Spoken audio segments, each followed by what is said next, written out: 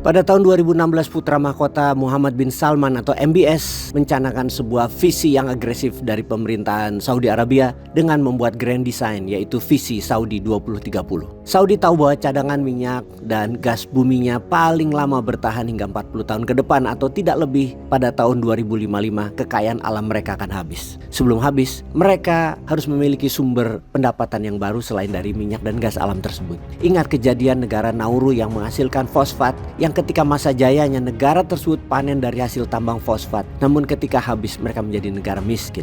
Itulah kutukan negara kaya dengan sumber daya alam yang lupa bahwa sumber alam itu ada jumlah yang terbatas, ada batasnya, sehingga lupa membangun manusianya dan lupa membangun sumber dana alternatif. Saudi tidak ingin menjadi another Nauru, maka mereka berpikir keras apa yang menjadi sumber pendapatan negara mereka, Saudi Arabia, ke depannya selain dari minyak bumi dan gas alam. Maka pilihannya adalah pada fakta bahwa tamu Allah sampai akhir zaman tidak akan pernah habis yang datang mengunjungi Ka'bah dan mengunjungi Madinah. Maka sejak tahun 2016, Saudi Visi 2030 atau Visi 2030 dicanangkan sebagai merubah country actionnya dari petrol country, negara penghasil minyak, menjadi negara jasa atau service country, melayani tamu Allah. Untuk itu berbagai sarana properti infrastruktur dibangun di Saudi, termasuk membuat Saudi menjadi negara yang akan memiliki tenaga nuklir sebagai sumber energi mereka dan sumber kekuatan penggentar dengan senjata berhulu ledak nuklirnya. Pertanyaan berikutnya adalah dari mana dana untuk membangun tersebut? Berbeda dengan rezim yang lalu di Indonesia yang memilih membangun dengan hutang.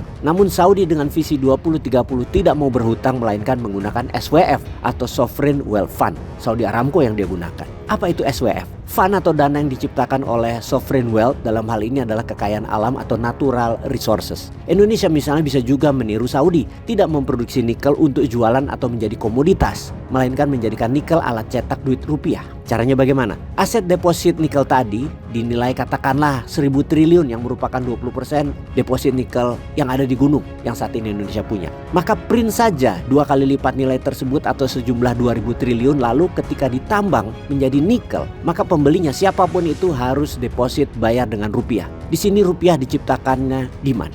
Pada saat dibeli rupiah itu katakan pakai dolar, artinya uangnya dicetak 2.000 triliun mulai ada jaminannya. Selain nikel yaitu ada dolar. Jadi perusahaan yang mengerjakan penambangan adalah sebagai underlying printing money 2.000 triliun tadi. Dan uang 2.000 triliun tadi harus dikeluarkan untuk hal yang produktif. Proyek produktif itu seperti ekspor produk-produknya atau produk yang sangat konsumtif, kebutuhan konsumsi dalam negeri seperti kebutuhan pangan, pupuk, manufaktur industri, membangun rumah dengan bahan baku 100% buatan lokal, kemudian bisnis hilirisasi dan lain sejenisnya. Ini yang jadi pertanyaan berikutnya kepada Kabinet Ekonomi Pak Prabowo. Beranikah pakai MMT, Pak? Peace.